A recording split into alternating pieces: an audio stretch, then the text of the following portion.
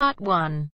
You will hear a radio announcer giving details of the evening's broadcast programmes. First, you have some time to look at questions 1 to 5.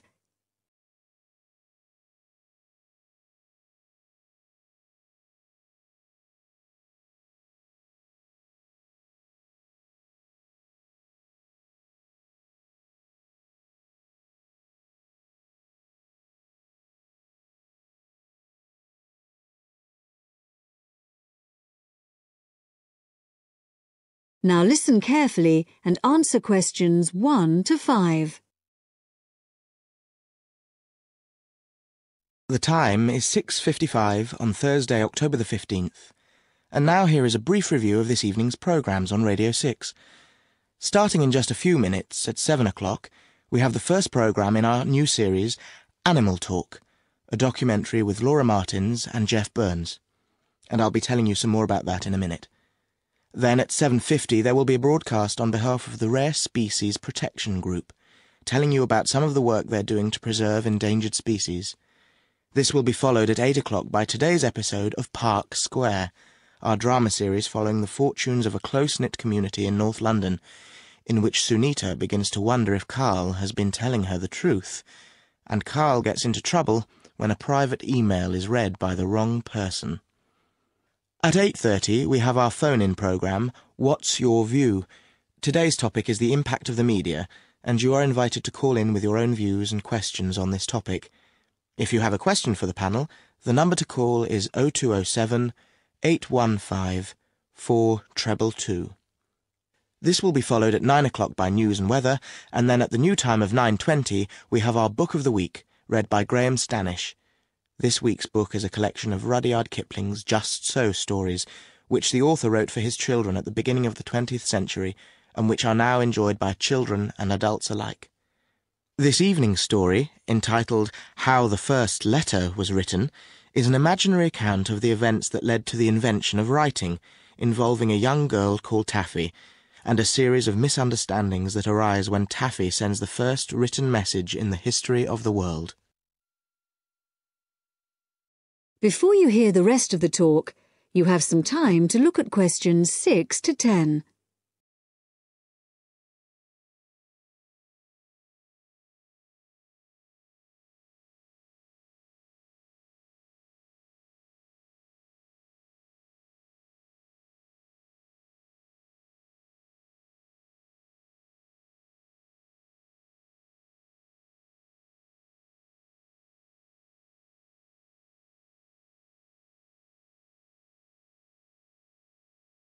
Now listen and answer questions 6 to 10.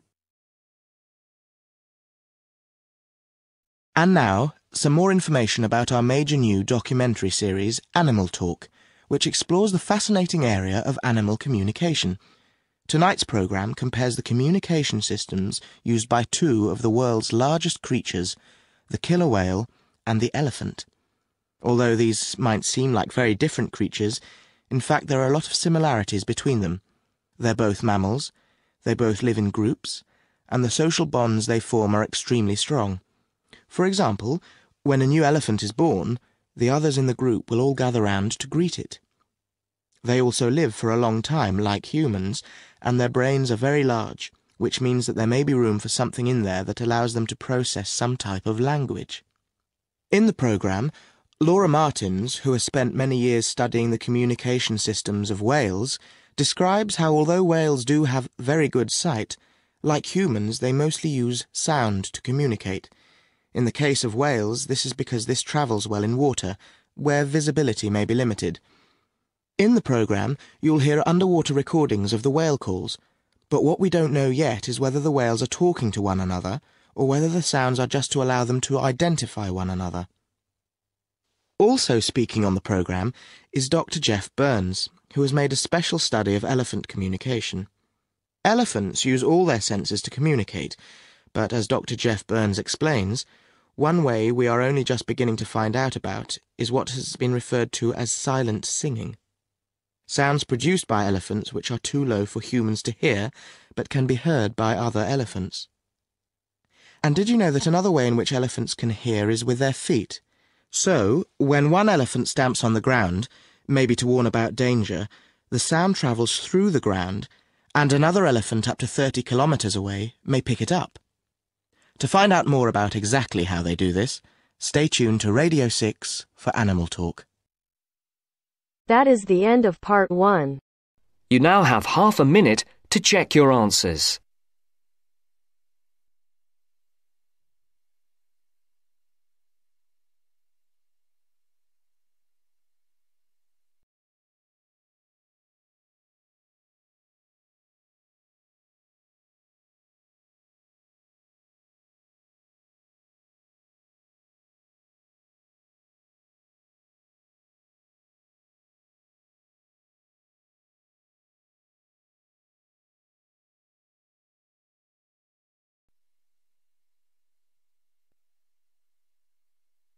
Now turns to part 2. Part 2. You will hear an extract from a talk about employment interviews. First, you have some time to look at questions 11 to 14.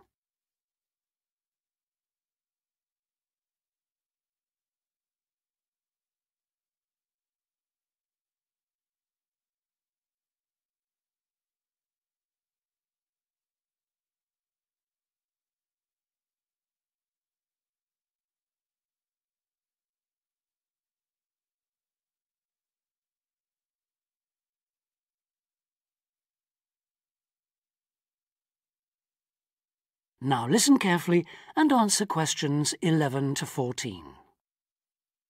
Today I have with me Sandy Richardson of the local Workforce Center, and she'll be talking about that critical step towards the goal of employment, the interview. Sandy, what is an interview for, and what's the best way to approach it? A job interview is simply a meeting between you and a potential employer to discuss your qualifications and see if there is a fit. The employer wants to verify what they know about you and talk about your qualifications. If you have been called for an interview, you can assume that the employer is interested in you. The employer has a need that you may be able to meet, so it's your goal to identify that need and convince the employer that you're the one for the job. As everyone knows, interviews can be stressful, but when you're well prepared, there's no reason to panic. Preparation is the key to success in a job search, and you can begin by collecting together all the documents you may need for the interview, such as extra copies of your resume, lists of references, and letters of recommendation.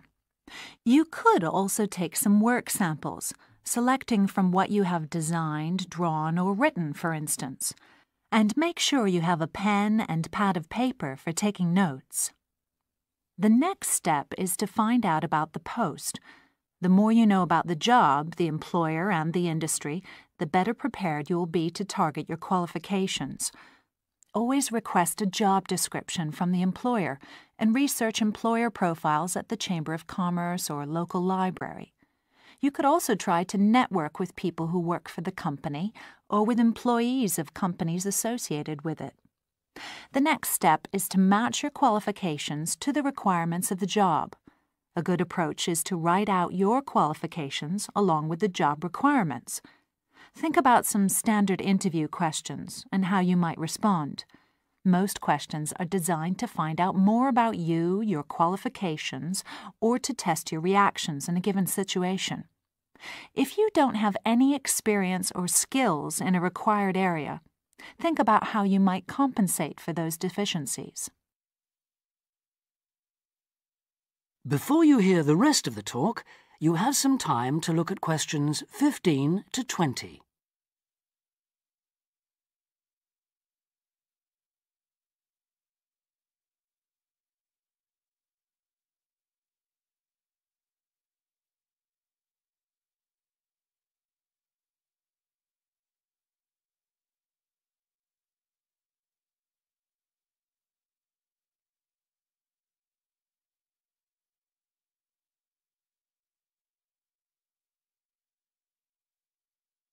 Now listen and answer questions 15 to 20.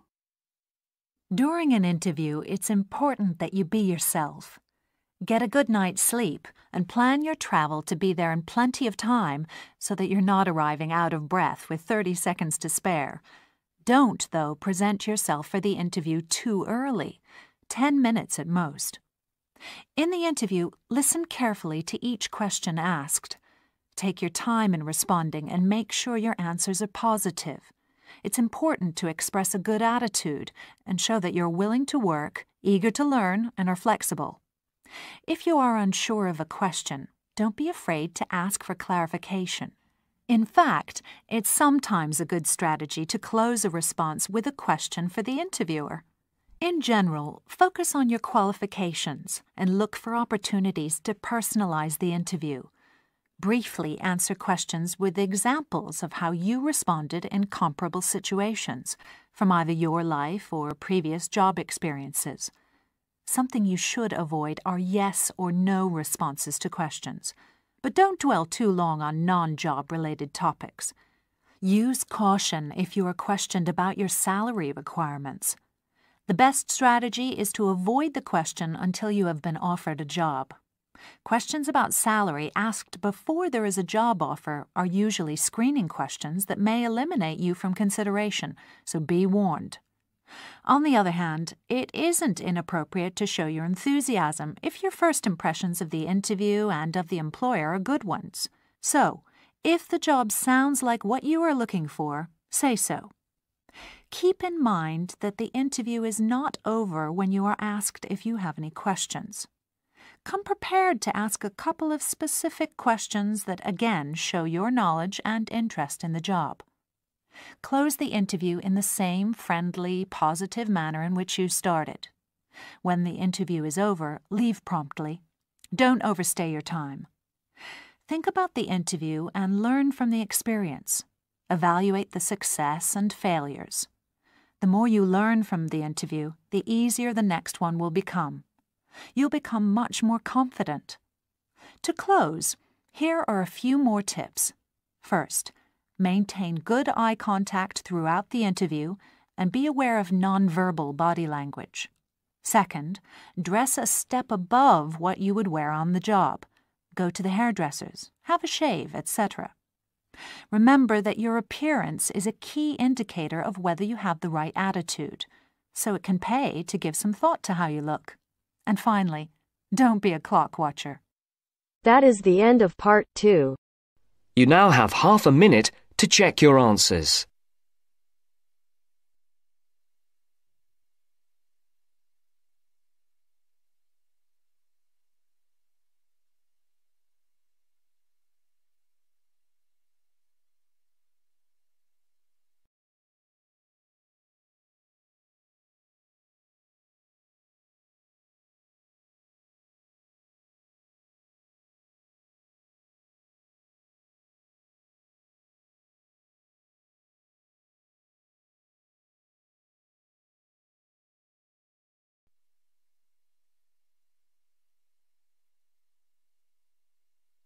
Now turns to part 3.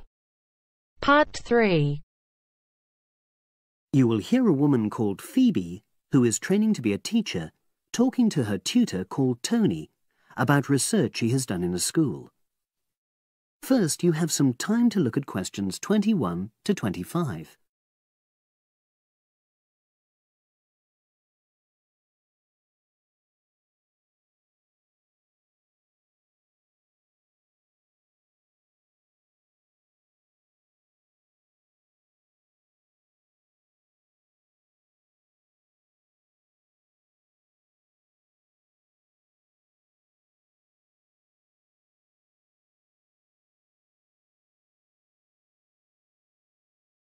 Now listen and answer questions 21 to 25.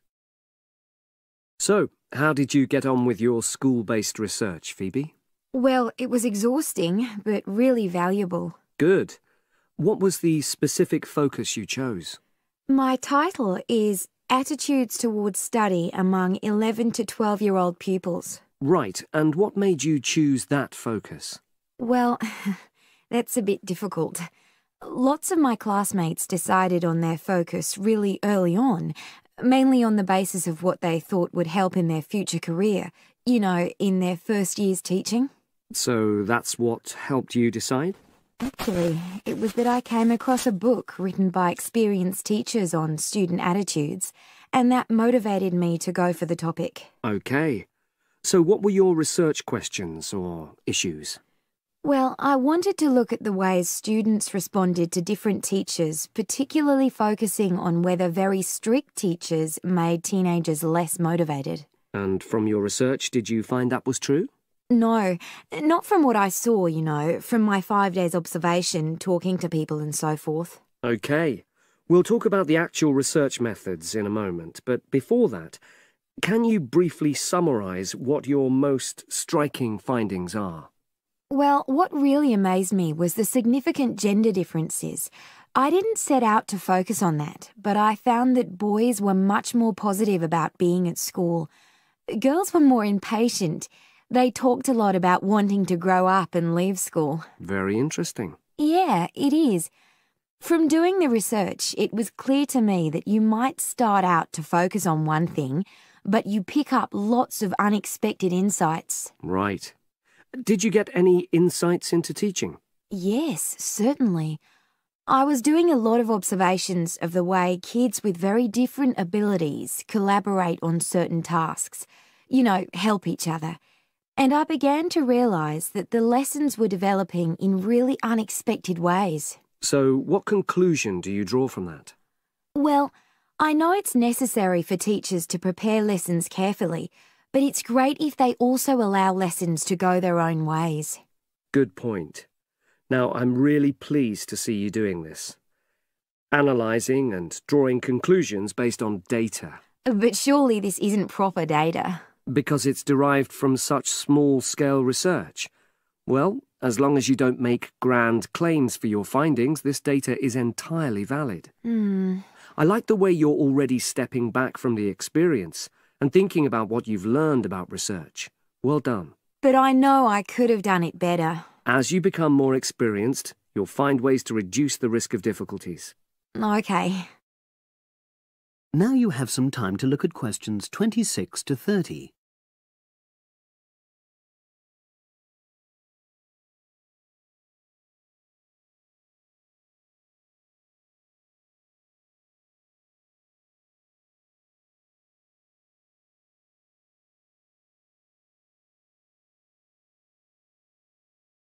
Now listen and answer questions 26 to 30. So, let's look in more detail at how you gathered your data. Let's start with lesson observation. Well, it generally went quite smoothly. I chose my focus and designed my checklist. Then teachers allowed me into their classes without any problems, which surprised me. It was afterwards that the grueling work started. Yeah, it's very time-consuming, isn't it? Making sense of analysing your observation notes. Absolutely. Much more so than interview data, for example. That was relatively easy to process, though I wanted to make sure I used a high-quality recorder to make transcription easier. And I had to wait until one became available. Right. And did you interview some kids as well? In the end, yes. I talked to 10, and they were great. I'd imagined I'd be bored listening to them, but... So it was easy to concentrate? Sure. One of the teachers was a bit worried about the ethics, you know, whether it was right to interview young pupils, and it took a while for him to agree to let me talk to 3 of the kids in his class, but he relented in the end. Good. What other methods did you use? I experimented with questionnaires, but I really regret that now. I decided to share the work with another student, but we had such different agendas it ended up taking twice as long. That's a shame. It might be worth you reflecting on ways you might improve on that for future projects. You're right, yeah. OK. And the other thing I did was stills photography. I didn't take as many pictures as I'd hoped to. Lack of time?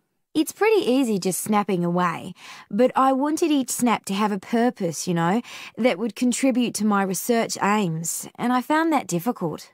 Well, that's understandable, but remember...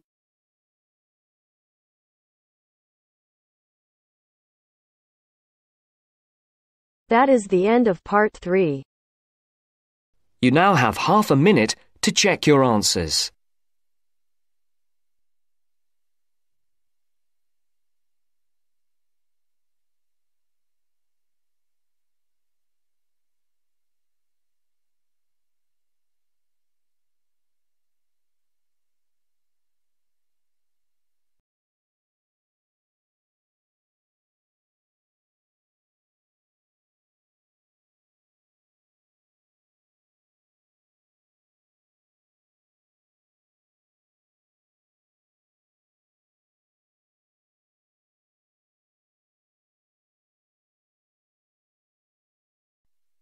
Now turns to part 4.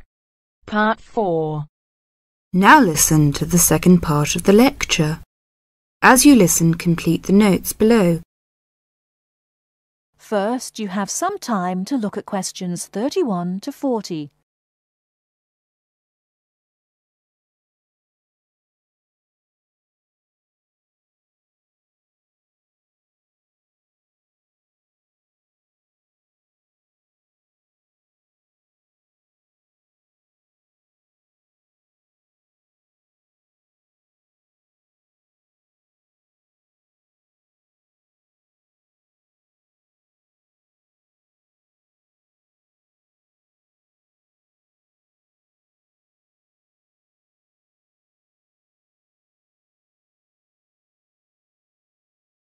Now listen carefully and answer questions 31 to 40.